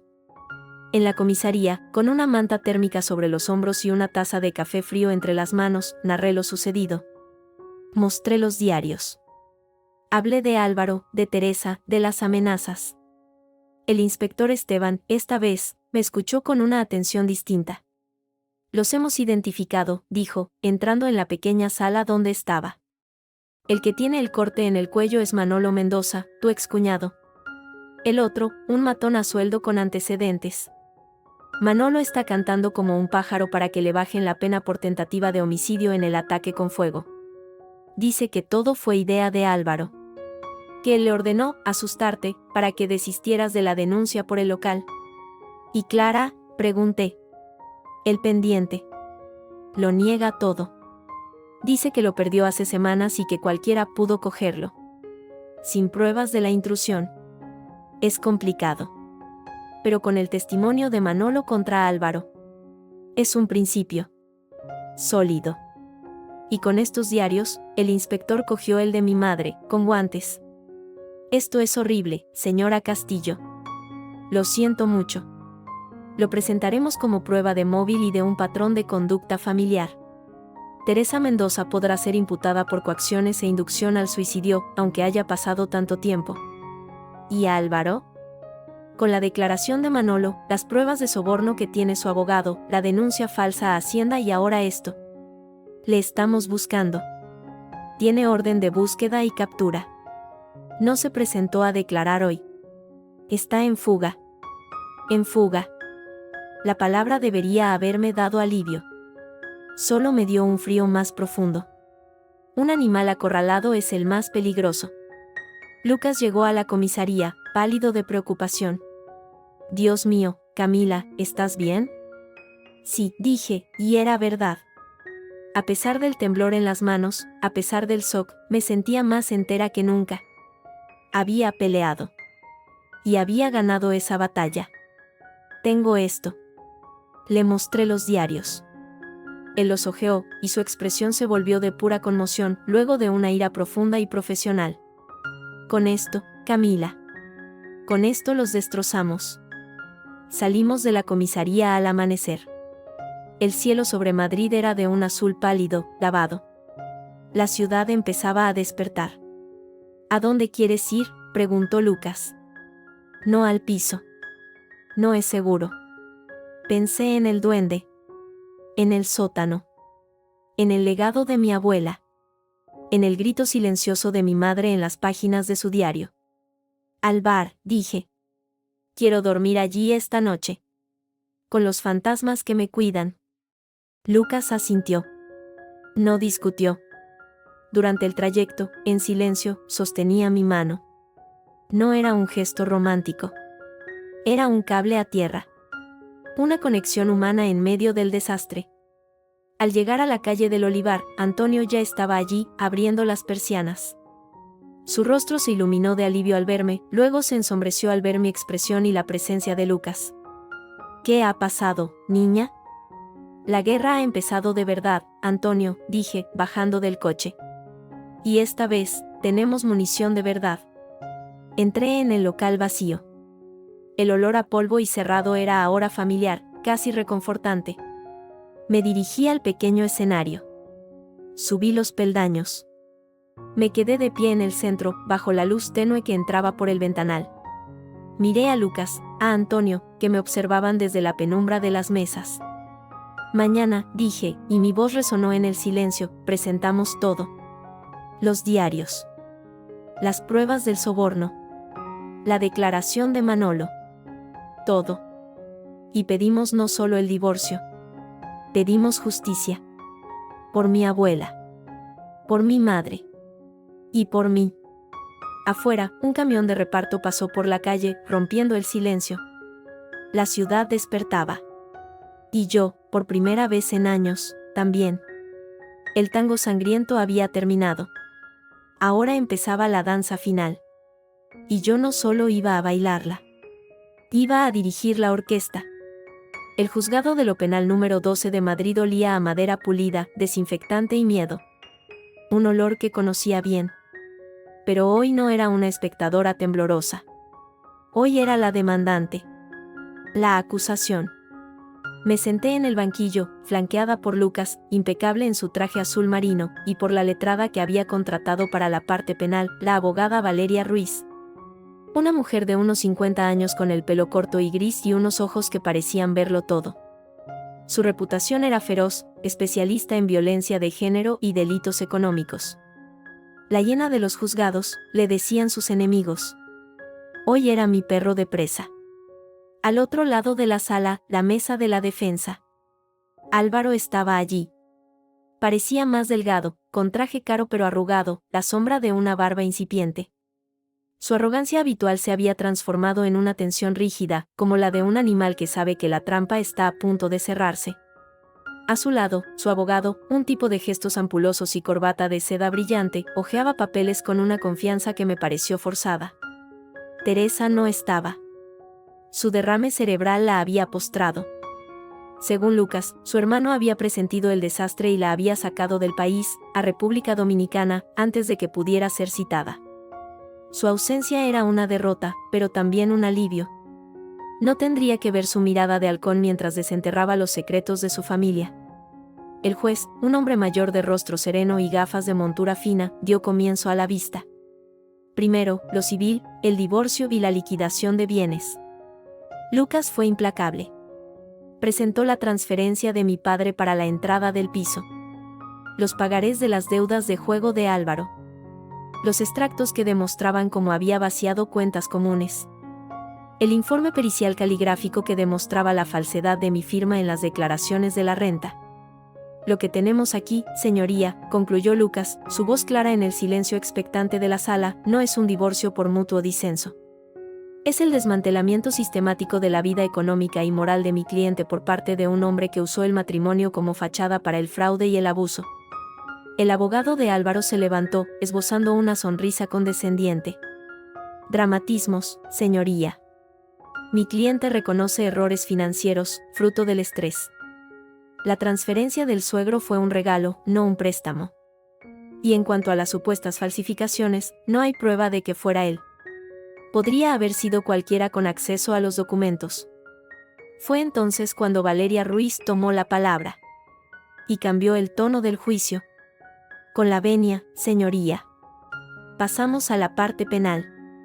Mi cliente no solo denuncia fraude. Denuncia una campaña de acoso, amenazas, tentativa de homicidio y cohecho. Y para ello, presentamos las siguientes pruebas. Una a una, fue desgranando el arsenal que habíamos reunido. El informe del incendio, fotografías de la puerta carbonizada, el informe de los bomberos que confirmaba el uso de acelerante, y la declaración de un testigo, el portero Pepe, que vio una moto con el logo de Mecánicos Manolo alejándose a toda velocidad. La declaración de Manolo Mendoza, grabada en video desde la prisión preventiva donde estaba por tentativa de homicidio. En ella, con la cara vendada aún por la herida que yo le había infligido, cantaba. Admitía que Álvaro le había ordenado asustar a Camila, primero con el incendio, luego con el allanamiento. Que le había pagado con dinero negro. Que Álvaro le había dicho, hay que hacer que esa puta gitana se largue de una vez, como su madre. Las últimas palabras cayeron en la sala como piedras. Las pruebas de cohecho, los extractos bancarios que Lucas había descubierto, mostrando transferencias de empresas pantalla de Álvaro a la cuenta de Ramón Valls, el funcionario municipal. Y la declaración sorpresa de dicho funcionario, que, a cambio de una reducción de pena, confirmó ante el juez haber falsificado documentos y acelerado trámites a cambio de dinero. Incluida la venta fraudulenta de las recetas de la abuela Sofía a la empresa sevillana. Los diarios, el de mi abuela, con la denuncia contra su marido. El de mi madre, con la angustia descrita hasta el suicidio. Valeria los leyó en voz alta, seleccionando pasajes clave. Su voz, neutra y profesional, hacía que las palabras resonaran con más fuerza aún. La sala estaba en silencio absoluto. Hasta el abogado de Álvaro había palidecido. Los informes médicos, el que demostraba la esterilidad de Álvaro, ocultada durante años. Y el parte de lesiones de Manolo, que corroboraba mi testimonio de defensa propia en el parking. Álvaro iba desmoronándose. Pasó de la arrogancia a la irritación, de la irritación a una palidez cerúlea. Su abogado intentaba objeciones, pero el juez las iba desestimando con gesto cansado. Fue entonces cuando Valeria anunció: y como prueba final, señoría, citamos a un testigo sorpresa. Doña Clara Cortés. Un murmullo recorrió la sala. Álvaro se volvió bruscamente hacia la puerta. Clara entró. Iba vestida de manera sencilla, con un traje pantalón gris. Llevaba el brazo en un cabestrillo, pero caminaba con la cabeza alta. Evitó mirar a Álvaro. Se sentó en el estrado de los testigos y juró decir la verdad. El abogado de Álvaro se puso en pie, nervioso. Señoría, me opongo. Esta testigo no está en las listas. Es la amante de mi cliente, tiene un interés evidente en perjudicarle. Fui su amante, corrigió Clara, con una voz firme que no esperaba. Y soy testigo de su carácter. Y víctima. Valeria se acercó. Doña Clara, ¿reconoce este objeto? Le mostró el pendiente de plata con la piedra azul. Sí. Es mío. Se lo di a Álvaro hace meses, como regalo. Lo recuperé del bolsillo de su chaqueta el día que me rompió el brazo por negarme a mentir en su declaración patrimonial. ¿Puede contarnos qué sucedió? Clara respiró hondo. Contó cómo Álvaro, cada vez más acorralado, había ido volviéndose más violento con ella. Cómo la presionaba para que declarara que le había dado dinero a él, no al revés. Cómo, el día antes de que se presentara la demanda penal, él había ido a su casa, borracho de rabia y miedo. Empezó a gritar. Decía que todo era culpa de Camila, de su madre, de todas las mujeres que se le cruzaban. Yo le dije que estaba loco, que debía aceptar su responsabilidad. Entonces me agarró del brazo y su voz se quebró un instante. Lo retorció hasta que sentí el crujido. Dijo: las mujeres son para golpearlas cuando se pasan de listas. Para eso estáis.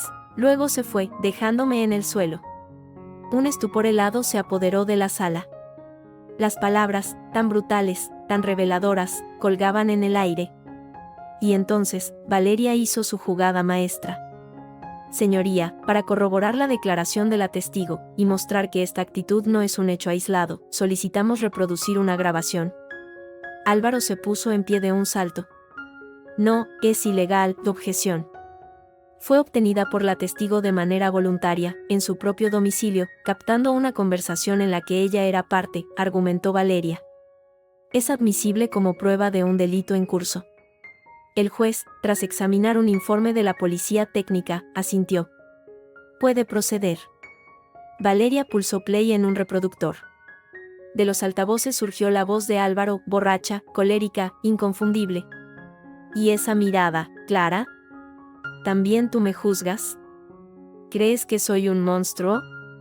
Pues sí, lo soy. Y lo he sido con esa gitana de mierda desde el primer día. ¿Sabes? Mi abuelo tenía razón. Las mujeres son para golpearlas. Para meterlas en cintura. Mi madre controló a la de mi padre hasta que se murió de pena. Y yo. Yo pensé que con Camila sería igual. Pero tenía más aguante de lo que creía. Y mira ahora. Mira el lío en el que me ha metido. Pero se va a arrepentir. Te lo juro.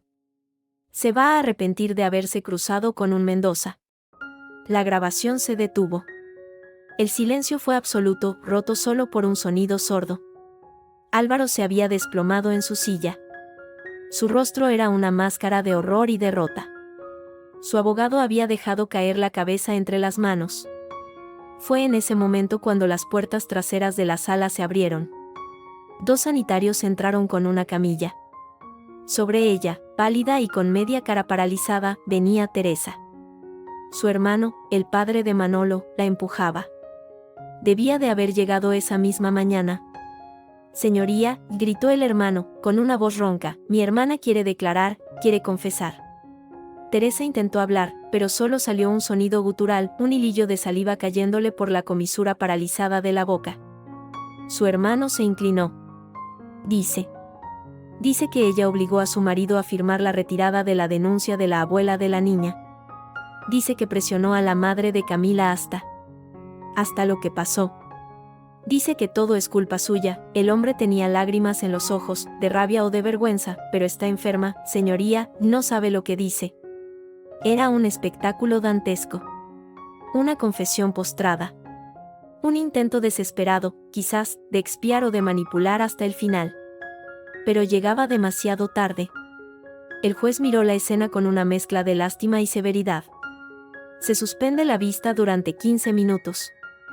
La acusada será atendida por los sanitarios y su declaración será evaluada en otro momento, dada su condición.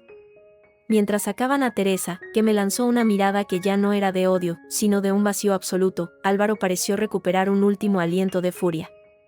Se levantó, señalándome con un dedo tembloroso. Esto es lo que querías, ¿verdad? Ver a mi familia destruida, a mi madre moribunda, que eres igual que ellas, una puta gitana rencorosa. La palabra, lanzada como un último dardo envenenado, selló su destino. No era solo un insulto. Era la revelación pública de su racismo, de su desprecio de casta, el núcleo de todo el odio. El juez golpeó el mazo con fuerza. Señor Mendoza, cállese inmediatamente o le imputaré desacato, guarda. Los agentes de la policía judicial se acercaron. La vista se reanudó, pero ya todo estaba decidido. El juez, tras una breve deliberación, anunció su veredicto en lo civil. El piso era mío, dada la procedencia fraudulenta de los fondos de Álvaro y las deudas contraídas. El duende me sería devuelto, al anularse la venta por cohecho. Las recetas serían revertidas a mi nombre. Y se fijaba una indemnización a mi favor. Luego, se decretó la prisión provisional incondicional para Álvaro, a la espera del juicio penal por los cargos de cohecho, falsificación, amenazas y tentativa de homicidio en grado de tentativa. Lo esposaron allí mismo. Al sacarlo de la sala, pasó junto a mí. Se detuvo un segundo. Su respiración era agitada, sus ojos inyectados en sangre. Esto no se acaba aquí, masculló, tan bajo que solo yo pude oírlo. Para mí sí, respondí, sin apartar la mirada. Baila solo a partir de ahora. Lo sacaron. La sala empezó a vaciarse. Me quedé sentada, sintiendo el peso de la victoria. No era alegría. Era un agotamiento enorme, una paz profunda y dolorosa, como la que sigue a una larga fiebre. Lucas me puso una mano en el hombro. Lo has conseguido, Camila. Valeria asintió, recogiendo sus papeles. Fue impecable. La grabación de Clara. Fue letal. Clara se acercó. Tenía los ojos brillantes. Lo siento. Por todo. De verdad. Lo sé, dije. Y era cierto. El rencor ya no cabía. Al salir del juzgado, la luz del día me dio de lleno. En la escalinata, un pequeño grupo de periodistas esperaba. No eran muchos. Un caso de violencia doméstica y fraude, aunque sórdido, no era noticia de portada. Pero sí lo suficiente. Una periodista se acercó con un micrófono. Señora Castillo, ¿cómo se siente tras la sentencia? Me detuve. Miré a la cámara. Pensé en mi abuela, en mi madre, en todas las mujeres que no habían tenido un micrófono para gritar su verdad. Me siento como debería sentirse cualquier persona a la que le devuelven lo que es suyo, su casa, su dignidad, su vida. Esto no es una victoria. Es justicia. Tardía, pero justicia al fin. Y se la debo a las mujeres que vinieron antes que yo y que me enseñaron, incluso en el silencio, a no callar nunca más. Di media vuelta y bajé las escaleras, con Lucas a mi lado, hacia la calle, hacia la ciudad, hacia el resto de mi vida. Un vida que, por primera vez, era realmente mía.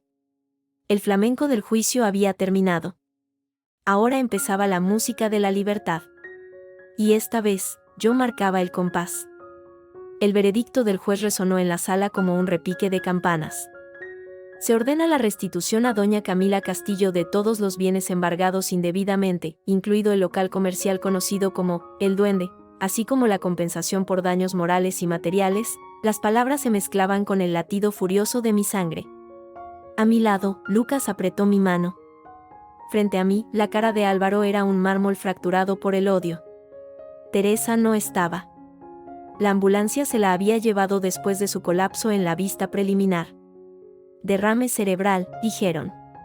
Una parte de mí, pequeña y oscura, sintió una punzada de algo que no era pena, sino justicia poética y amarga. El juez, un hombre mayor con gafas de concha, miró a Álvaro por encima de sus papeles. Y en vista de la evidencia presentada sobre malversación, fraude fiscal y soborno a funcionarios públicos, se decreta prisión provisional incondicional para el señor Álvaro Mendoza. Un murmullo recorrió la sala. Los periodistas, pocos pero voraces, garabateaban con frenesí. Gitana gana a empresario. La bailaora que derribó a un Mendoza, los titulares ya se escribían solos. Álvaro se puso de pie de un salto, haciendo temblar la mesa. Esto es una farsa, rugió, señalándome con un dedo acusador, una vendetta de esta puta gitana. La palabra, cruda y llena de veneno, colgó en el aire cargado de la sala. Hasta su propio abogado palideció. El juez golpeó el mazo. Señor Mendoza, un respeto al tribunal o le añado desacato. Pero la máscara se había roto. En sus ojos, ya no había el falso arrepentimiento, el encanto de depredador. Solo había desprecio, el mismo que su madre había destilado gota a gota durante años. ¿Respeto?, escupió, ¿a esto, a una familia de ladrones que se cree artista? Su abuela bailaba para borrachos en cuevas. Su padre vende aceite en una cuneta. Y ella me limpiaba los zapatos. Lucas intentó levantarse, pero lo detuve con la mano. Mi propia rabia era un hielo tan frío que me quemaba. Lo miré fijamente, sin pestañear. Y sin embargo, dije, mi voz clara y cortante como cristal en el silencio sepulcral, esa familia de ladrones y bailaoras tenía más honor en la uña del pie que tú en toda tu sangre azul robada. Porque nosotros, al menos, no vendemos el alma por una firma en un papel ni golpeamos a las mujeres que dicen amar. Él abrió la boca para replicar, pero los agentes de la policía judicial ya se acercaban, las esposas brillando sordamente en sus manos. Su mirada se encontró con la mía por última vez. Y en ella, por un instante fugaz, vi algo más allá del odio, pánico. El pánico del niño mimado que ve cómo se desmorona el castillo de naipes construido sobre mentiras. Lo esposaron. No luchó. Solo me lanzó una última mirada antes de ser conducido fuera, una promesa silenciosa de venganza que se perdía en el pasillo. La sala se vació. El aire olía a polvo, madera vieja y una justicia tardía. Lo has conseguido, Camila, susurró Lucas, su mano aún sobre la mía. No, respondí, recogiendo mis papeles. Solo ha empezado. 6 meses después.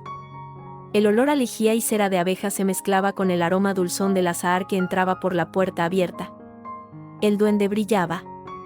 Las maderas del suelo, antiguas y arañadas, ahora relucían bajo la tenue luz de las lámparas de hierro forjado. El pequeño escenario, donde mi abuela Sofía había bailado hasta que los años le dijeron basta, estaba vacío y expectante. Antonio, el antiguo guitarrista del local, ahora más encorvado pero con los ojos aún vivos, afinaba su instrumento en un rincón. Tiene el mismo olor, ¿sabes?, dijo sin mirarme. A polvo de taconear y a vinagre para los cristales. Tu abuela lo frotaba todos los días. Sonreí. El local era pequeño, modesto, pero era mío. Tras el juicio, la devolución fue rápida. Los trámites burocráticos para reabrir, menos. Pero allí estaba. El cartón de las cajas de copas rotas en un rincón, las sillas apiladas en otro.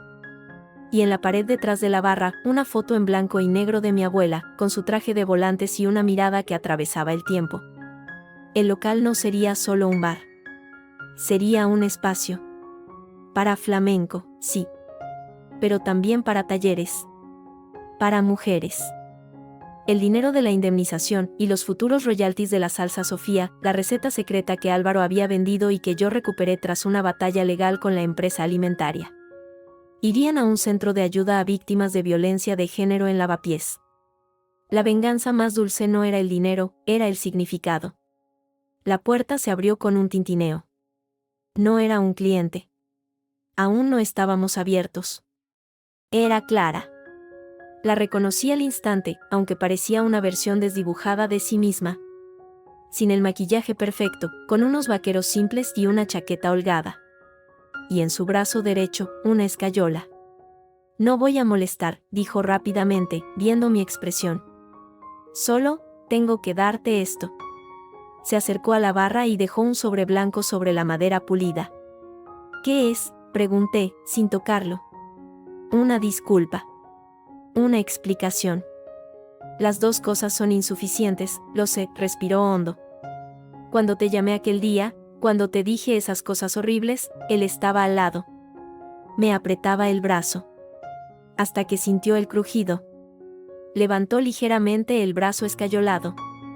Perdóname, él me rompió el brazo, dije, recordando las palabras que el usuario había anticipado. Eran exactas.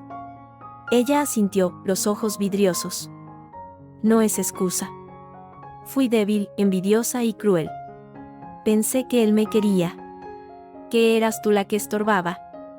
Pero solo era una posesión más. Una tonta con un buen trabajo que le pagaba las deudas, miró el local a su alrededor. Me alegro de que hayas conseguido esto. De que le hayas ganado. No le gané a él, corregí, suavemente. Le gané a lo que representaba. Clara asintió, una lágrima escapándole por la mejilla. Dio media vuelta y se dirigió a la puña. Clara, la llamé. Ella se volvió. El Centro de Ayuda para Mujeres está en la calle del Ave María, número 12. Si alguna vez necesitas hablar. O un abogado. Su expresión se quebró por completo. Asintió, sin poder hablar, y salió a la calle soleada. Dejé que se fuera. El rencor era un peso demasiado grande para cargar junto con todos los demás. El sobre quedó sobre la barra. No tenía necesidad de abrirlo. La tarde se fue en detalles. Antonio probó algunas falsetas, sus dedos ancianos sacando notas tristes y alegres a la vez. Llegó el repartidor con los suministros. Firmé papeles. El pasado era una herida que cicatrizaba lenta, pero sin infección. Al atardecer, cuando el sol dorado se colaba por los ventanales, Lucas apareció. Traía una botella de vino tinto y una sonrisa cansada pero genuina. Para inaugurar, dijo, dejando la botella en la barra. Todavía no estamos listos. Para nosotros, sí. Serví 2 copas. El silencio era cómodo. Lucas había sido mi ancla en el caos. Mi amigo, mi abogado, mi confidente. Había visto mi peor lado y no se había alejado. He tenido noticias, dijo, tras un sorbo. La apelación de Álvaro ha sido denegada. Los cargos de soborno son sólidos. Estará dentro un buen tiempo. Asentí. La noticia no produjo alegría, solo un alivio lejano, como el cese de un dolor sordo. ¿Y Teresa? En una residencia. Parálisis del lado izquierdo. Su hermano, el padre de Manolo, se hace cargo. Pidió que te transmitiera, bueno, no exactamente disculpas. Lo siento por cómo acabaron las cosas. Sonreí sin humor. Las cosas acabaron como tenían que acabar. Lucas jugueteó con el pie de su copa. Su habitual seguridad desapareció, dejando paso a una vulnerabilidad que no le había visto antes. Camila, todo esto ha terminado. O está terminando. Tu vida empieza de nuevo, hizo una pausa, respiró hondo. La mía también. Y he pensado, hemos pasado tanto juntos, quizás podríamos. Sabía lo que venía. Lo vi en sus ojos, en la forma en que buscaba las palabras. Un futuro. Una promesa. Una normalidad después de la tormenta. Lucas, dije suavemente, poniendo mi mano sobre la suya para detenerle. Eres el hombre más bueno que conozco. Has sido mi roca. Mi salvavidas. Él sonrió, con esperanza. Pero, continué, y su sonrisa se congeló, he estado casada con una idea. La idea de un hombre, de una familia, de un futuro que no era mío. He vivido bajo las reglas de otro, bajo el ritmo que otros me marcaban, levanté la copa, mirando el líquido granate a la luz del atardecer. Ahora, por primera vez, el compás es mío. Y necesito bailarlo sola. El silencio que siguió no era incómodo, sino lleno de comprensión. Lucas no apartó la mirada. Finalmente, asintió, una tristeza amable en sus ojos. Lo entiendo. De verdad, bebió un trago, ¿y si te pido solo un baile? 1. En tu inauguración. Sin promesas. Solo 2 amigos. Sonreí, de verdad esta vez. Eso, siempre. Se levantó, se acercó y me dio un beso en la mejilla. Un beso de despedida y de nuevo comienzo. Te llamaré. Para lo del papeleo del centro de ayuda. Gracias, Lucas. Por todo. Cuando se marchó, el local volvió a sumirse en su silencio expectante. El último rayo de sol iluminó la foto de mi abuela. Sus ojos oscuros parecían brillar con aprobación. Dejé la copa en la barra. Me acerqué al pequeño escenario. Descalcé mis zapatos. Sentí la madera fresca y pulida bajo mis pies. No había música. Solo el rumor lejano de la calle, el crepitar de la vieja farola que acababa de encenderse. Levanté los brazos. Cerré los ojos. Y empecé a bailar. Un taconeo lento, firme, marcando mi propio ritmo en la madera. Un braceo que dibujaba mi espacio en el aire. Un giro que me liberaba de todos los fantasmas. No bailaba por un hombre. No bailaba por venganza. No bailaba ni siquiera por mi abuela. Bailaba por el ruido de mis tacones en el silencio. Por el sudor en mi nuca. Por el latido de mi corazón, que era solo mío. Bailaba porque podía. Porque el compás, al fin, era solo mío. Y era suficiente. Tac. Tac. Tac, tac, tac. El sonido resonó en el local vacío, un anuncio, una promesa, un nuevo comienzo. Al otro lado del ventanal, la noche madrileña caía, llena de ruidos, de vida, de posibilidades. Y yo, Camila, seguía bailando.